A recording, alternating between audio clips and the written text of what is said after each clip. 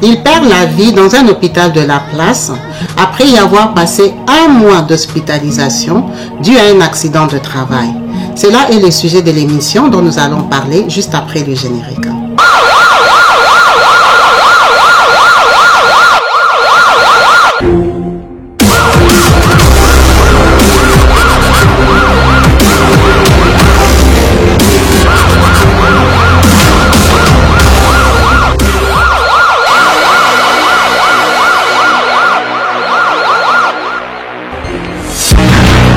Bonjour et bienvenue sur ma chaîne YouTube Crime dans la ville. Moi c'est Kabibi, je partage des histoires criminelles. Alors si c'est la première fois que tu tombes sur une de mes vidéos par hasard sur YouTube, n'hésite pas à t'abonner et surtout à cliquer sur la cloche de notification pour être au courant des vidéos que je partage. Aujourd'hui, je vous invite à voyager avec moi en Afrique du Sud, dans le KwaZulu-Natal où nous allons parler de Ayanda Nelson. Ayanda est une jolie fille née dans une famille très modeste. Elle était la deuxième d'une famille de 4 que finalement sa maman a dû élever toute seule. Ses parents se sont séparés quand elle avait l'âge de 13 ans. Très frappée par le divorce de ses parents, Ayanda avait vu la vie différemment. Ils ont beaucoup souffert avec leur maman, déjà de l'absence de leur père et des manques de finances. Ils ont grandi difficilement. Ayanda a été scolarisée, mais elle n'aimait pas leur rythme de vie. Sa maman a eu du mal à rencontrer l'amour. Elle a donc élevé ses 4 enfants toute seule. Ayanda avait donc décidé que dans sa vie, elle n'allait jamais divorcer.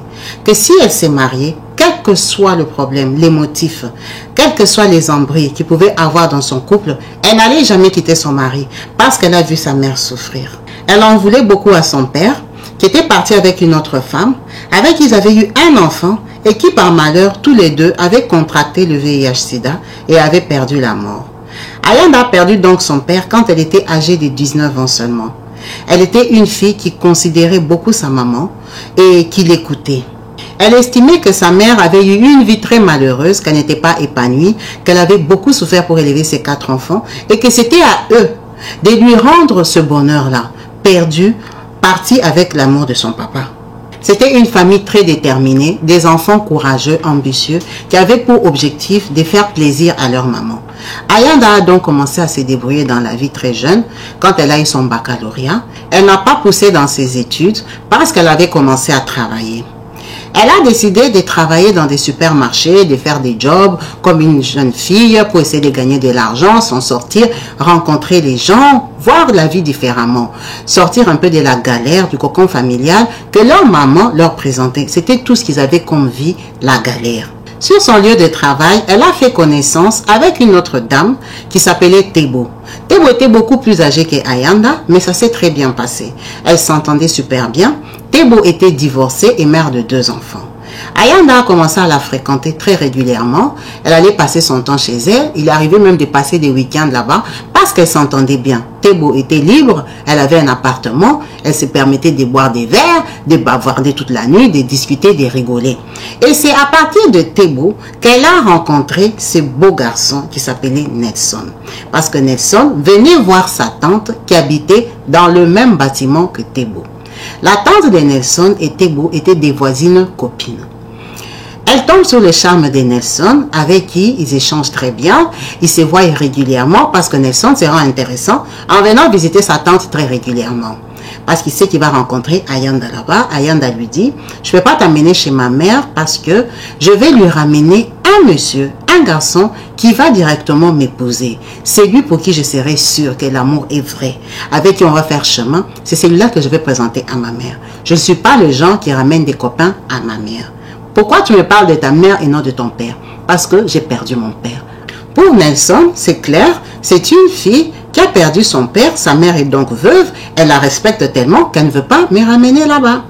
Ça se passe très bien, ils échangent de numéros, ils commencent à se fréquenter, ils se voient plusieurs fois, ils s'apprécient, ils tombent amoureux, très vite, les choses vont vite, ils vivent comme ça leur amour caché pendant une période de 2 ans.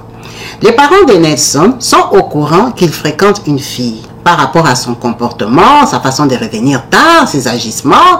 Ils sont d'accord, ils se disent, bon, c'est bien, il a rencontré l'amour, mais il faut bien que tu nous la présentes. 2 ans après qu'ils se soient convenus qu'on s'aime assez, qu'on est prêt, que maintenant on veut commencer notre vie, on a des projets de s'installer ensemble, c'est plus fort que nous, tu travailles, moi aussi, j'ai fini. En fait, Nelson, c'était un garçon qui travaillait dans l'armée. Il était militaire, mais c'était un militaire sous réserve, parce qu'il avait avancé des raisons d'incapacité de se présenter pour aller au front, pour être envoyé à gauche, à droite. C'était ces genres de militaires qui étaient à la disposition du gouvernement. Au cas où on a besoin, on va les envoyer au front ou les envoyer dans un pays qui est en difficulté, qui a besoin d'aide, qui a besoin de soutien. Mais pour le moment, il travaillait là-bas, c'était un peu par choix et par piston aussi. Donc à cette époque-là qu'il a rencontré Ayanda, il travaillait en Afrique du Sud, il ne bougeait pas.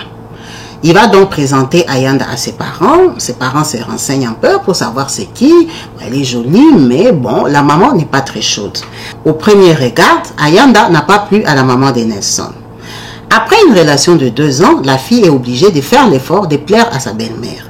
Ayanda s'est fait toute petite, elle essaie d'être gentille, elle va beaucoup plus souvent chez eux, elle va se présenter pour les aider aux tâches ménagères, elle essaie de ramener des petits cadeaux à la belle-mère, elle est tout sourire, elle est joyeuse, elle essaie de lui faire plaisir au maximum. La belle-mère, elle n'est pas chaude, elle est froide, elle n'aime pas Ayanda. Ayanda, sa tête ne lui plaît pas, c'est pas ce qu'elle voulait pour son fils. Elle le dit clairement à Nelson. Nelson très déçu parce que lui de son côté, dans la famille d'Ayanda, il est très bien accueilli. La maman d'Ayanda est fière de sa fille. Elle est même fière de savoir que pendant cette période de 2 ans, elle sortait avec le même garçon. En fait, elle ne les changeait pas et que sa fille était sérieuse et stable. C'était une fierté pour elle parce que elle s'est dit, je les ai élevées seules. Mes filles ne sont pas volages, elles sont stables. Donc de son côté, Nelson, il était aux petits soins chez la maman d'Ayanda. La relation qui commençait à devenir compliquée, les 2 tourtereaux ont donc décidé de se marier, malgré le mécontentement des parents de Nelson. Ils étaient sous les fêtes accomplies, ils n'avaient pas beaucoup de choix parce que Nelson y gagnait son argent. Ils se sont donc mariés, les parents se sont rencontrés et à leur grosse surprise, ils ont découvert que la maman d'Ayanda n'avait pas de mari. Le papa d'Ayanda est décédé, mais il est décédé et enterré où? La maman n'était pas trop au courant parce que ce n'est pas elle qui l'avait enterré. Il était décédé et enterré par sa famille vu qu'il avait déjà une autre femme. Ayanda était donc obligé d'expliquer sa situation réelle à la famille de Nelson qui l'a très mal prise. De savoir qu'en fait Ayanda était la fille d'une femme seule. C'est une fille qui n'a pas une bonne éducation. Elle va briser ce mariage-là. Elle n'a pas de repères. Elle n'a pas été éduquée par un homme. Elle est déstabilisée. Ça ne peut pas être une bonne femme. Raison de plus pour que la maman de Nelson ne l'apprécie pas. Mais ça, c'est quand on a déjà doté Ayanda. Ils étaient obligés de faire des mariages civils et religieux qui s'est passé malgré leur mécontentement. Ayanda est allée dans son foyer, elle a commencé à vivre avec Nelson en appartement. Les parents de Nelson étaient très présents parce qu'ils voulaient contrôler. Ayanda a eu un enfant. 1 an après son mariage, elle a eu son fils, qu'ils ont appelé Nelson Junior. La grand-mère n'était pas satisfaite de ça, malgré qu'il y avait un bébé. Elle l'a critiqué. Elle disait que Ayanda était trop belle, c'était trop beau pour être vrai. C'est genre des filles élevées par une femme seule, elle ne peut pas être sérieuse. Est-ce que tu trouves pas qu'elle est trop sexy? Tu trouves pas qu'elle porte toujours des pantalons avec des petits hauts? Elle montre ses... Quand elle marche, elle fait beaucoup de fiers. Elle est trop soignée, elle est trop stylée. En fait, elle n'a pas ton niveau. Moi, je ne crois pas qu'elle doit te rester fidèle longtemps. Sa maman était toujours dans la négativité. Elle combattait tellement Ayanda que Ayanda n'en pouvait plus. Elles ont eu à se faire des échanges parce que la mère l'a soupçonnée de tromper son fils. L'a soupçonnée d'infidélité. Mais infidélité par rapport à quoi? Par rapport à ta beauté. Elle a commencé tellement à foutre la pression à son fils et que ça lui brisait le cœur de voir son fils prendre le parti de sa femme. Il a donc décidé d'aller en mission de service pour calmer les choses entre sa mère et sa femme. Il y avait tellement des incompréhensions, des palabres, qu'il était mal à l'aise. Il s'est déplacé pour un moment, il a eu une mission de 6 mois. Ça arrangeait tout le monde. Sa mère allait moins venir chez lui parce qu'il n'était pas là. Elle n'avait pas de raison de venir. Et il avait dit à sa mère, tu la laisses tranquille. Je ne suis pas là, laisse-la s'occuper du bébé, c'est son bébé. Nelson est donc parti en mission de service pour une période de 6 mois. Quand il arrive là-bas, ils font des formations et tout ce qui se passe comme d'habitude en tant que militaire. Il a fait un malaise au travail. Pourquoi? Parce que d'après ses collègues, il était tombé 2 jours avant. Ils n'ont pas compris, en plein entraînement du matin, il est tombé. Il est tombé, il est très mal tombé, il s'est senti mal. On lui a dit de se reposer, qu'il allait faire les entraînements le soir. Sans problème, ils ont fait les entraînements le soir et le lendemain matin, ça n'allait pas mieux. Il était fatigué. On lui a demandé d'aller voir un médecin qui a pris sa tension et autres. Le médecin a dit qu'il avait besoin de repos. Donc le lendemain de la journée à laquelle il s'était reposé, il se sentait très mal. On a donc décidé de le rapatrier en Afrique du Sud, dans sa ville d'origine où il vivait, pour qu'il aille voir un médecin à la base militaire où il était enregistré. C'est comme ça que Nelson revient. Quand il revient, il était bien, il marchait, il comprenait tout ça, mais seulement il était faible. Il ne pouvait pas rester où ils étaient partis en mission. Donc il vient, bien sûr qu'il rentre chez lui, il raconte à Ayanda son aventure, comment ça s'est passé. Ils vont voir le médecin a des mauvais résultats. Le médecin dit qu'il doit rester là, qu'il doit avoir un suivi approfondi, qu'on doit voir. Après les résultats, le médecin lui met des forts traitements. Ces traitements-là étaient tellement agressifs que ça l'endormit. Il se sentait trop mal. Ils sont allés à l'hôpital, on a décidé de l'interner. Quand on l'a interné, après examen approfondi, on a détecté un cancer chez Nelson. Un cancer qui était en train de se développer à l'insu de tout le monde.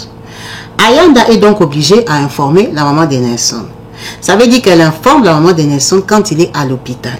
Parce que Nelson, quand il est venu, il marchait, il était lucide, il était normal. Il avait juste des examens à faire. Les traitements qui l'ont affaibli, c'était pendant 2 jours. Quand ils vont à l'hôpital, Nelson était revenu, ça faisait 5 jours. Donc, elle les informe quand il est à l'hôpital. La maman, très fâchée, elle lui dit pourquoi elle a gardé le secret. Mais elle a gardé parce que Nelson, déjà lui-même aussi, ne voulait pas. Il ne voulait pas l'avoir dans les pattes parce qu'il ne savait pas ce qu'il avait. La maman vient à l'hôpital, elle en fait tout un problème. Elle dit que c'est Ayanda qui est responsable de la maladie de Nelson. On lui explique noir sur blanc que les résultats, ça n'a rien à voir avec le sida, ça n'a rien à voir avec de la sorcellerie. Les résultats, c'est juste une maladie. Ils sont en train de se battre parce que le cancer, on vient de le découvrir, essayer de l'étouffer, de le brûler, de l'annuler, de l'enlever, de le traiter en fait. La maman ne comprend rien. Elle dit que Ayanda se méconduit quand Nelson n'est pas là. Le fait de l'avoir doté, c'est ce qui a rendu son fils malade. Ayanda est trop belle, je te l'avais dit. Elle n'est pas capable de t'attendre. Pourquoi tu as accepté d'aller en mission? Tu pensais que tu allais nous séparer, mais non. En fait, ça t'a séparé de ta femme. C'est une femme chaude, elle est incapable de t'attendre. Tu as vu que maintenant, elle a vu ailleurs et cela t'a causé une maladie. Ça, c'est les résultats d'avoir vu ailleurs. Son fils n'en revenait pas. Il lui dit, est-ce que tu te rends compte que je suis malade et tu me parles de ma femme? Il dit, oui, mais ta femme, elle n'est pas sérieuse. Je suis sûre que ça doit être par rapport à elle. C'est sûrement une fille qui pratique. C'est une fille qui fait de la magie noire. Elle lui a collé tellement de choses que Nelson lui a dit de ne plus venir à l'hôpital. Parce que ça l'énervait, il n'était pas bien, il était stressé, il avait peur. Le fait d'avoir chassé sa maman de l'hôpital et que ça s'est répandu dans la famille, toute la famille de Nelson a dit que c'est Ayanda qui l'avait intoxiqué pour qu'il chasse sa maman. Sa maman, peut-être ne réalisait pas la gravité de la maladie de son fils, est partie très fâchée. Nelson a passé 3 autres semaines à l'hôpital. Son cas a commencé à s'empirer. Ayanda a eu peur parce que la façon dont il avait maigri, dont on commençait à le brancher, les résultats ne s'amélioraient pas. Le cancer s'était développé. Il allait tellement vite qu'elle était obligée de retourner dans la famille de Nelson pour aller les prévenir. Ça veut dire que quand ils reviennent 3 semaines après, Nelson ne peut plus parler, il est trop faible. Il est presque dans un état comateux. Les parents, très déçus, très perdus, arrivent à peine à communiquer avec lui, ont tout collé à Ayanda. Elle était obligée d'appeler sa mère pour venir l'aider, pour venir la défendre. 1 semaine après, Nelson a perdu la vie. Officiellement, il est décédé par rapport à son cancer. Ayanda, traumatisée, stressée, quand elle voyait que ça n'allait pas du tout, heureusement pour elle, elle avait confié ses clés à sa maman qui était partie prendre quelques affaires précieuses qu'elle avait chez elle. Ses bijoux, de l'argent, des choses importantes, parce qu'elle connaissait sa belle famille. Sa maman a pu sauver ce qu'elle pouvait. Ayanda a perdu son mari 4 jours après le passage de sa mère chez elle. C'était très dur pour elle. Elle pleurait, elle criait, elle était dans tous les états parce qu'elle avait un bébé. Elle avait un enfant de 2 ans et son père venait de décéder. L'amour de sa vie, l'homme de sa vie, avec qui elle n'a même pas profité du mariage à cause de la belle-mère.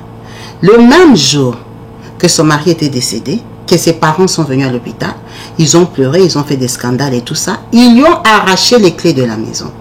Ils lui ont dit qu'elle n'allait pas remettre ses pieds à la maison de Nelson parce que c'est elle qui était responsable de sa mort. Heureusement pour elle que sa mère était passée avant. Ils sont allés s'installer là-bas, ils ont fait le deuil de Nelson. Elle n'était pas invitée au deuil. Mais vu qu'ils étaient mariés, c'était elle la veuve qui devait assister aux funérailles de son mari. Elle est donc allée aux funérailles de son mari. À sa grosse surprise, l'acte de décès avait été remis à la belle-mère. C'est la belle-mère qui a récupéré l'acte de décès de son mari. Donc Ayanda était dans l'incapacité de faire les démarches en tant que veuve pour être rémunérée. La belle-mère ne voulait plus le lui rendre. Elle est partie faire les démarches à la morgue, à l'hôpital, demander pourquoi on a donné à la belle-mère. Parce que pendant cette période-là, elle pleurait, la belle-mère pleurait. Il y avait des embrouilles. Les médecins ne savaient pas quoi faire. Ils ont donné aux personnes de la famille. Et ils ne savaient pas qu'ils étaient en combat, en conflit, qu'ils ne s'entendaient pas et qu'ils pouvaient ne pas donner à la veuve.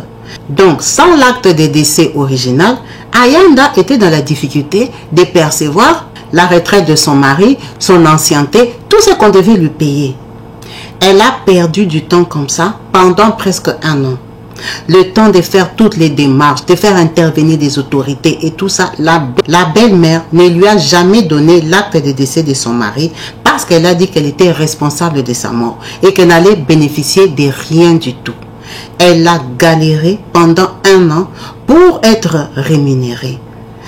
Elle a pu se défendre comme elle pouvait avec ses papiers de mariage, prouver qu'ils ne s'entendaient pas, qu'on l'avait chassée de sa maison le même jour. Quand on lui a rendu les clés, ils avaient déjà vidé la maison, volé toutes les affaires qui lui appartenaient. Tout ce qui était télévision, électroménager était parti. C'était juste un terrain vide.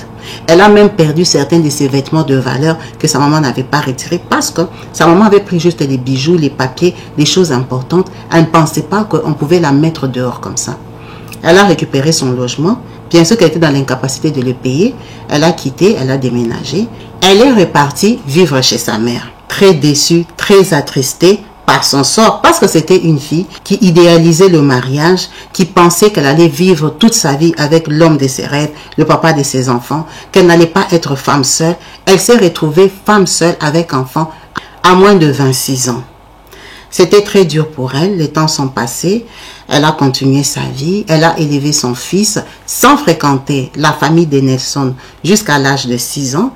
La belle-mère n'en voulait pas, la belle-mère était opposée. Les autres membres de la famille prenaient parti de la belle-mère, disaient que c'était une mauvaise femme, qui lui reprochait beaucoup de choses dont elle n'était pas au courant. Mais sa grande souffrance était que elle était seule avec l'enfant. Elle était obligée de travailler pour nourrir cet enfant-là. Elle a été, avec l'argent qu'elle avait perçu après la mort de Nelson, même si c'était 1 an plus tard, elle a pu épargner ça pour son fils. Elle a fait un compte bloqué où elle a tout gardé pour son fils parce qu'elle disait que, parce qu'elle estimait que c'était le seul bien qu'il aurait pu laisser à son enfant. Elle s'est donc battue pour le nourrir, l'élever jusqu'à l'âge de 6 ans. Quand il a eu ses 6 ans, elle a donc appris que la belle-mère était décédée. Ils sont venus la contacter pour lui dire qu'ils avaient besoin de connaître le fils de Nelson. Ça, ce sont les frères et sœurs de Nelson qui ont réalisé, après le décès de leur maman, que Nelson, en fait, il avait laissé un enfant, Nelson Junior, qu'ils ne connaissaient pas. Ils l'ont contacté après le décès de sa mère. Elle était tellement blessée, brisée, déçue, énervée, que pour son fils, elle avait accepté. Elle a accepté après les conseils de sa mère, de son entourage, en sachant qu'elle n'a jamais refait l'effort de rencontrer l'amour après le décès de Nelson. Parce qu'elle dit que ça l'avait traumatisée, elle l'aimait trop, c'était le père de son enfant, elle s'est projetée avec lui, elle voulait construire sa vie, sa famille avec lui, qu'il était parti trop tôt par injustice, que même la petite période de mariage de 2 ans, elle n'en a pas profité parce qu'elle avait une belle-mère sur le dos. Elle était en fait dégoûtée de la vie du mariage. Elle était donc restée libre, seule. Elle vivait et élevait son enfant. Après réflexion et conseil, elle a accepté d'aller voir la tombe de la grand-mère de son enfant. Elle lui a présenté la tombe de sa grand-mère qui a détruit leur vie. À ce jour qu'elle raconte cette histoire, Elle est en bon terme avec la famille des Nelson, qui viennent prendre Nelson Junior de temps en temps pendant les périodes des vacances pour qu'il les passe avec ses cousins, les enfants de ses frères et sœurs. C'est la triste histoire de Ayanda et Nelson que je voulais partager avec vous pour savoir comment une belle famille peut détruire tout un couple parce qu'ils étaient encombrés par la belle-mère. En espérant lire vos différents commentaires au bas de l'émission, n'hésitez pas à liker et à partager autour de vous. Surtout, abonnez-vous pour vous qui n'êtes pas encore abonnés sur la chaîne YouTube Crime dans la ville. Peace and love chez vous. Bye.